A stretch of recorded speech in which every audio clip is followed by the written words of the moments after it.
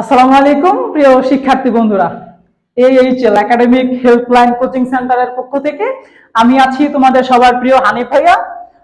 আজকে আমাদের পড়ানোর যে টপিকটা সেটা হচ্ছে ন্যারেশন। আমরা যদি ন্যারেশন সম্পর্কে ধারণাটা নিতে যাই, আমাদের সবার প্রথম জানা উচিত যে ন্যারেশন শব্দটা এসেছে কোন জায়গা থেকে। আমাদের প্রথমে একটা জিনিস বোঝা উচিত যে ইংরেজিটা আসলে কিন্তু গ্রামার না, এটাকে গ্রামার বানানো হয়েছে। ইংরেজিটা মেইনলি হচ্ছে একটা ল্যাঙ্গুয়েজ। আমাদের এই ন্যারেশন যে শব্দটা তোমরা দেখতে পাচ্ছ, এই ন্যারেশন শব্দটা এটা নাউন, এটার একটা ভার্ব ফর্ম আছে, সেটা হচ্ছে ন্যারেট। এই ন্যারেশন শব্দের অর্থ হচ্ছে বর্ণনা, আর ন্যারেট শব্দের অর্থ হচ্ছে বর্ণনা করা। তার মানে তুমি তোমার কোনো বন্ধুর কথা বা তোমার কোনো কথা যখন তুমি নিজে সেটা বর্ণনা করতে যাবে, তখনই সেটা ন্যারেশন হয়ে যাবে। এখন কথা, তুমি যদি সেটা ল্যাঙ্গুয়েজ বেসড বা নিজে বুঝে করতে পারো, তাহলে দেখবো যে কোনো ধরনের রুলস রেগুলেশনের কোনো কিছুরই প্রয়োজন হচ্ছে না। তো আমরা আজকে খুবই শর্টকাট এবং কোন কোন জিনিসগুলো ফলো করলে আমাদের ন্যারেশন গুলো সঠিক হওয়ার বা পরীক্ষায় ভালো মার্কস পাওয়া যাবে, আমরা সেই দিকগুলো আলোচনা করব। আমরা প্রথমেই বলেছি যে ন্যারেশন হচ্ছে কোনো কিছু বর্ণনা করা।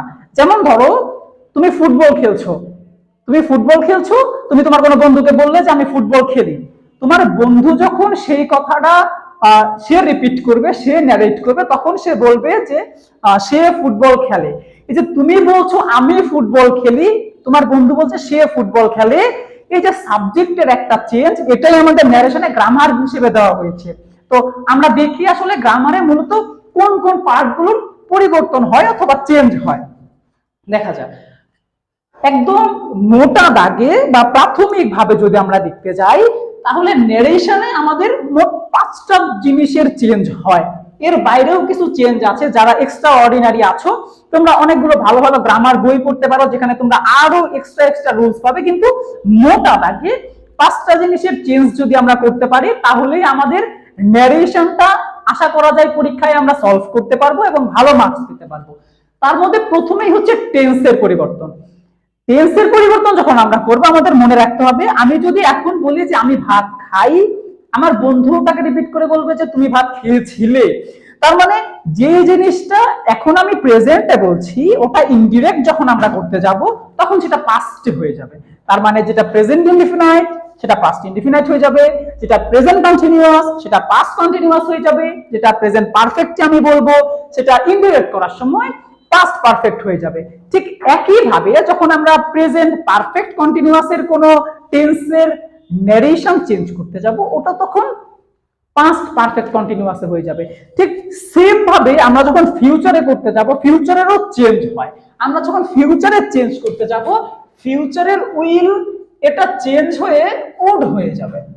ঠিক সেম ভাবে উইল যেভাবে উড হয়, can, could, shall, should, will, would, may, might, এই জিনিসগুলো চেঞ্জ হয়ে পাস্টে চলে যাবে। আর এই পরিবর্তনটাকে বলা হয় ফিউচার ইন দা পাস্ট।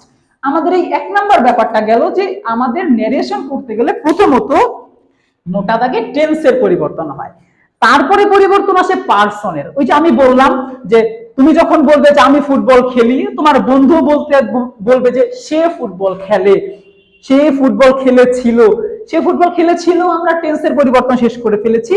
আর যেটা বলছি যে তুমি যেটা বলবে আমি ফুটবল খেলি, তোমার বন্ধু বলবে যে সে ফুটবল খেলেছিল। এই যে পার্সনের একটা চেঞ্জ, এই পার্সনের চেঞ্জটা আমাদের মোটা দাগে করতেই হয়। আমাদের ন্যারেশনের 2 নাম্বার টপিক এইটা, যে আমাদের পার্সনের চেঞ্জ করতে হবে। আমরা পার্সন কিভাবে চেঞ্জ করতে হয় তার সবটুকুই আমরা এখানে লিখে দিয়েছি, তোমরা চাইলে এটা নোট করে নিতে পারো। এখানে যে জিনিসটা থাকবে, যদি আমাদের ডিরেক্ট ন্যারেশনের ক্ষেত্রে সাবজেক্টিভ ফর্ম থাকে যে আমি ফুটবল খেলি, তোমার বন্ধু তখন বলবে যে সে ফুটবল খেলে। তুমি যদি মেয়ে হও তাহলে সেখানে সে বসবে।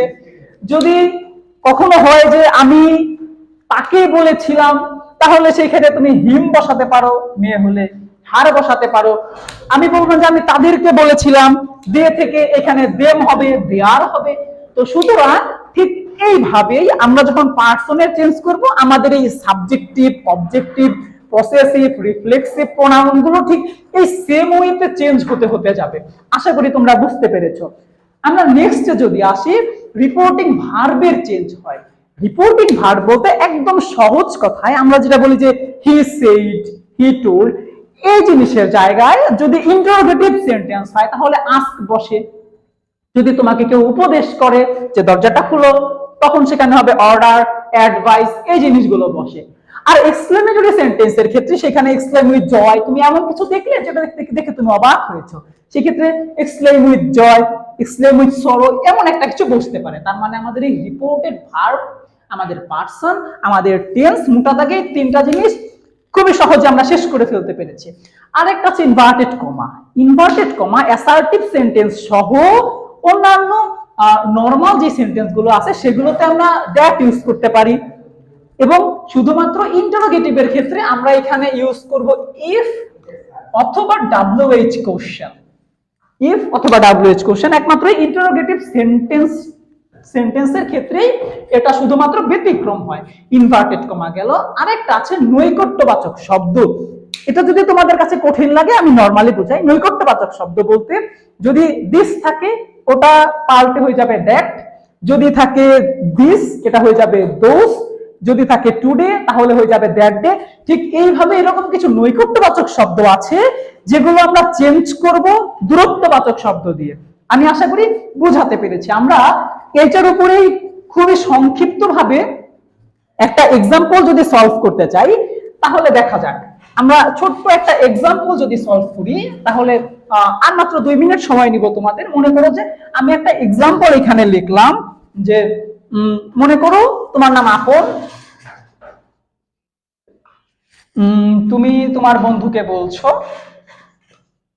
তোমার বন্ধুর নাম সালমান, তুমি তোমার বন্ধুকে বলছো যে I will visit Lalbagh fort next year. আমি আগামী বছর আমি লালবাগ ফোর্ট ভ্রমণে যাব অথবা পরিদর্শনে যাব। আমাদের সেই আগের কথা মতোই আমাদের এখানে কয়েকটা জিনিস চেঞ্জ করার আছে।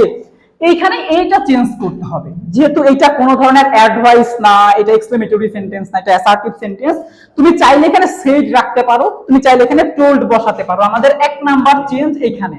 ঠিক এই চেঞ্জ গুলো যদি তুমি করো এটা হয়ে যাবে আই। তোমার বন্ধু যখন তোমাকে বলবে তখন এটা হয়ে যাবে যে সে আগামী বছর লালবাগ ভিজিটে আসবে। যে আয়ের জন্য তুমি যখন এখানে সে বসাবা এটার জন্য এখানে তখন হি হয়ে যাবে। আমাদের এই ইনভার্টেড কমার এখানে হচ্ছে 2 নাম্বার চেঞ্জটা ছিল। এই ইনভার্টেড কমা উঠে এখানে বসবে দ্যাট। এই হচ্ছে আমাদের 2 নাম্বার চেঞ্জ। এই হিটা ছিল আমাদের 3 নাম্বার চেঞ্জ। আমাদের টেন্সের পরিবর্তন করতে হবে। উইল উঠে যে সেক্ষেত্রে আমাদের এখানে বসবে উড। লালবাগ ফোর্ট এগুলোর কোনো চেঞ্জ নেই। আমাদের আরেকটা আছে এই যে নৈকট্যবাচক শব্দ উঠে এখানে দূরত্ববাচক শব্দটা বসবে।